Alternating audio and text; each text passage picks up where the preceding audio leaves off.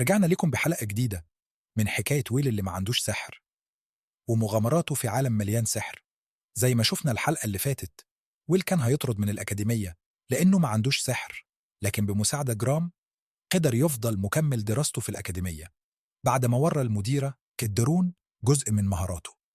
كدرون قررت ما تفصلوش لأنها مهتمة بقدراته، رغم إن إدوارد كان مصر إن ويل مالوش مكان في الأكاديمية، خصوصا إنه عايز يبقى ماجيا فاندر، واعتبر إن وجود ويل غلط. إدوارد حاول يقنع كدرون تطرده، لكن هي اقترحت إنه يعمل اختبار لويل، لو فشل هيطرد ولو نجح هيكمل دراسته بشكل طبيعي. طبعا ويل اتعرض لاختبار صعب جدا من إدوارد اللي يعتبر واحد من أقوى السحرة، وكان على وشك يبقى ماجيا فاندر. رغم كل الصعوبات ويل قدر ينجح في الاختبار ويثبت إنه عنده قدرات مش أقل من أي ساحر تاني في الأكاديمية. قبل ما نبدأ حلقتنا صديقي العزيز، هكون سعيد جدا لو عملت لايك للفيديو وفعلت زر الجرس، وأكيد ما تنساش الاشتراك في القناة. وطبعا صلوا معايا على سيدنا محمد عليه أفضل الصلاة والسلام. نرجع لقصتنا. بنشوف ويل ماشي في شوارع المدينة بيوزع الجرايد، وكان مبسوط جدا لحد ما شاف خبر في الجريدة بيقول إن الفاي اخترعوا سحر جديد. لكن الأهم من الخبر هو إن فيه طلب خاص من الفاي. بننتقل بعد كده لضواحي المدينة، وبنشوف ويل داخل سكنه بسرعة وبينادي على زميله روست، وبيقول له يجهز له الأدوات السحرية اللي بيحتاجها. روست بيسأله بهدوء عن سبب استعجاله، وويل بيقول بسعادة إن الفاي طلبوا أداة معينة ولازم يتحرك بسرعة عشان يجيبها. روست سأل ويل هيعمل إيه في محاضرات الأكاديمية؟ ويل رد بثقة إنها محاضرات تكميلية وهيقضي وقته في الزنزانة. روست بابتسامة بيبعت له أداة سحرية معدلة، وويل ياخدها بسعادة وهو على وشك يخرج، لكن روست يوقفه ويقوله يحافظ على نفسه ويديله فطيرة يأكلها. بعد شوية بنشوف ويل وصل المستوى الرابع في الزنزانة، متحمس جدا عشان يدور على السائر الجليدي. وقتها تذكر كلام الساحرة الأسطورية مارسي اللي قالت إن الزنزانة هي أصل كل حاجة، وإن السحرة لازم يستكشفوا الزنزانة عشان يحولوا المجهول لمعرفة. ويل كان فخور لأنه أول واحد وصل للمكان عشان يحصل على جوهر السائر الجليدي، لكنه تفاجئ لما لقى المكان مليان بالسحرة اللي بيصطادوا السائرين الجليديين لتلبية طلب الفاي. لاحظ سين اللي كان غاضب وبيقتل أي وحش يقابله. سين كان لسه متضايق من اللي حصل في الزنزانة قبل كده لما ويل أنقذه، وكان غضبه واضح جدا وطاقته السحرية انتشرت في المكان. ويل قرر يبعد عن سين عشان ما يحصلش شجار بينهما تاني. وهو ماشي شاف مجموعة من الوحوش بتهاجم بنت واقع على الأرض. بسرعة ويل لبس نظارته، سحب سيفه وقضى على الوحوش بكل مهارة. لما البنت فتحت عينيها استغربت إن الوحوش ماتوا وويل واقف قدامها. ويل قفل سيفه واطمأن عليها وهو بيعرف عن نفسه. البنت شكرته على إنقاذه ليها، عرفته بنفسها وقالت إن اسمها إيرسي، وبعدها مشوا مع بعض. بعد فترة إيرسي سألت ويل باستغراب أنت الباحث المشهور، أول واحد يدخل الأكاديمية من غير ما يقدر يستخدم السحر؟ ساعتها ويل سكت شوية وبعدين بقلق سألها إيه رأيك فيا؟ ولا بتحتقريني زي باقي الناس، خصوصا بعد ما عرفتي إني عديم الموهبة ومش بعرف أستخدم السحر؟ إيرسي ردت عليه باستغراب وقالت ليه أهين الشخص اللي أنقذ حياتي؟ وابتسمت له. شرحت له إنها مش مهتمة إذا كان بيعرف يستخدم السحر ولا لأ، وإن اللي يهمها بس هو الناس الأذكياء. لما ويل سمع ردها حس بالثقة في نفسه وقرر يغير الموضوع، فسألها عن سبب وجودها في الزنزانة. إرسي جاوبته إنها موجودة هنا علشان تحصل على جوهر السائر الجليدي وتساعد ماجيا في حماية العالم. ويل افتكر إن كلامها مش مبالغة، لأنهم ما يعرفوش شكل السما الحقيقي، وإن السما اللي شايفينها دلوقتي مجرد حاجز صنعوا السحرة الأسطوريين لحماية العالم من الغزو. وطبقا للأسطورة، لو الحاجز ده اختفى كارثة كبيرة هتحصل والظلام هيغطي الأرض كلها. عشان كده كل الطلاب بيحاولوا ينفذوا طلبات ماجي علشان يحافظوا على العالم. ويل كان سرحان في أفكاره لحد ما إيرسي قالت له إنها عارفة إنه مش هيصدقها، لكنها قبلت فيه قبل كده. بدأت تتكلم بحماس عن مقابلتها لفي ومدى جمالها، وإنها مستعدة تضحي بحياتها علشانها، وده كان سبب وجودها في الزنزانة لوحدها.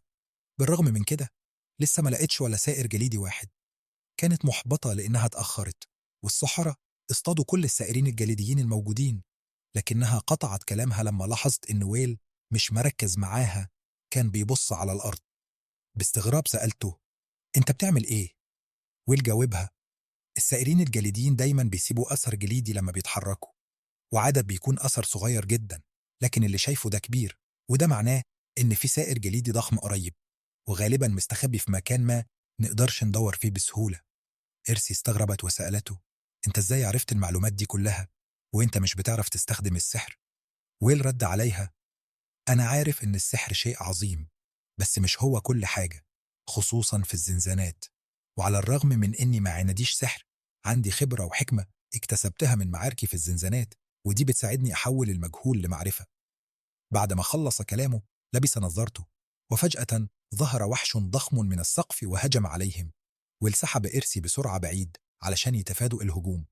الرعب كان باين على وش إرسي لما شافت الوحش، وعرفت إن ده ريكس الجليدي، الشكل المتطور من السائر الجليدي.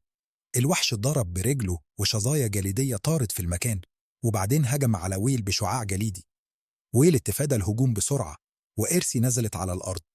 حاولت إنها توقف ويل عن مواجهة الوحش، لأنه ما بيتأثرش بالهجمات الجسدية، والطريقة الوحيدة لهزيمته هي باستخدام السحر. لكنها كانت عارفة إن ويل ما عندوش سحر، وإنه مش هيقدر يهزم الوحش. لكن ويل بكل هدوء قال لها: مفيش مشكلة، أنا واجهت الوحش ده قبل كده واصطدت عدد كبير منه. وبعد ما خلص كلامه انطلق بسرعة ناحية الوحش.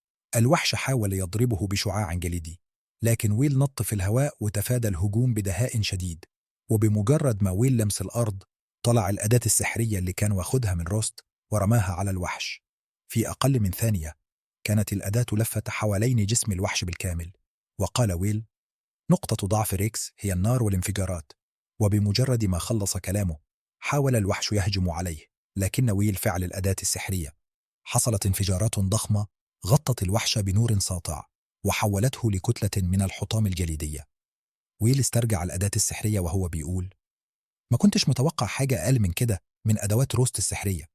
الدهشة كانت واضحة في عيون إيريسي اللي ما كانتش متخيلة الأداء ده من ويل. وفي أقل من ثانية ملامحها تغيرت للجدية، وقالت لنفسها إن الإشاعات اللي سمعتها عن ويل ملهاش أي علاقة بالحقيقة. فضلت تسأل نفسها هتكتب إيه في التقرير بتاعها، لكن صوت ويل اللي بينادي عليها قطع تفكيرها. بلغها إن الجوهر الضخم اللي ماسكه يكفيهم هما الاتنين. إرسي ابتسمت له وسابته. بعد شوية بنشوف إرسي ماشية في برج السحر، قلعت النظارة اللي كانت لابسها وفكت شعرها، وقالت: ويل ما عندهوش سحر، لكنه ذكي وعنده خبرة في القتال، وبيعرف يتعامل مع الظروف اللي حواليه مهما كانت. وعلى الرغم إن الصفات دي مش هتفيده كساحر، لكنها بتخليه مقاتل موهوب جدا. في نهاية كلامها خبطت على باب قدامها، ودخلت القاعة الضخمة اللي كان فيها 4 من الجية، وهم وايزمان، اليونور، زيو، وفي. أول ما دخلت اعتذرت لهم على المقاطعة. وايزمان رد عليها وقال: كنا في اجتماع ممل عن سلامة الحاجز اللي بيحمي العالم، مش أكتر يعني. زيو بان عليه الغضب وقال: الغازات مستنيين اللحظة اللي الحاجز يختفي فيها علشان يهجموا تاني، وإحنا لسه مش عارفين نجمع ناس أقوياء كفاية يقدروا يواجهوهم. اليونور دخلت في الكلام وأكدت إنهم محتاجين أفراد موهوبين علشان يواجهوا الغزاة، وعلشان كده مش ممكن يسمحوا للأسطورة تتحقق دلوقتي على الأقل. لما سألوها عن تقريرها، إرسي جاوبت إنها خلال مراقبتها لطلاب الأكاديمية لقت شخص ممكن يكون مفيد ليهم واسمه ويل. رغم إنه ما عندهوش سحر، لكنها رشحته يكون العضو الجديد في برج السحر. وايزمان وأليونور رفضوا الاقتراح مباشرة لما عرفوا إن ويل ما عندهوش سحر. اليونور قالت إنها مش عايزة تتعامل مع مخلوقات وضيعة أقل منهم، لكن زيه كان عنده وجهة نظر مختلفة، وقال إنه مهتم بويل وما عندهوش مشكلة يستخدم أي حد يكون مفيد حتى لو كان من الأقزام. اليونور ردت عليه بغضب وقالت إنها مش فاهمة إزاي شخص هماجي زيه ينضم ليهم. في اللحظة دي وايزمان قال لهم: مفيش داعي للاختلاف، دور السحر هيبدأ قريب، ونقدر نقرر بعد ما نشوف النتيجة. لو ويل قوي زي ما إرسي قالت هيقدر يفوز في الدوري ويوصل للبرج، لكن لو ما قدرش يبقى مش هيفيدنا بأي شيء. وافقوا كلهم على الاقتراح وانتهى الاجتماع. بعد الاجتماع إرسي وقفت قدام في وقالت لها: إن ويل طلع مثير للاهتمام زي ما كانت متوقعة. في طلعة الجوهر اللي كان ويل سلمه لها، وقالت بابتسامة: هفضل مستنياه لحد ما يوصل لي. فيا ترى إيه اللي مستني ويل؟ وهل هيقدر يخوض دور السحر ويقرب خطوة كمان من حلمه؟ كل ده واكتر هنعرفه في المرات الجاية. ما تنساش بقى، لو كنت وصلت لحد هنا واستمتعت معانا، ما تبخلش علينا باللايك بتاعك وتشترك في القناة علشان يوصلك كل جديد.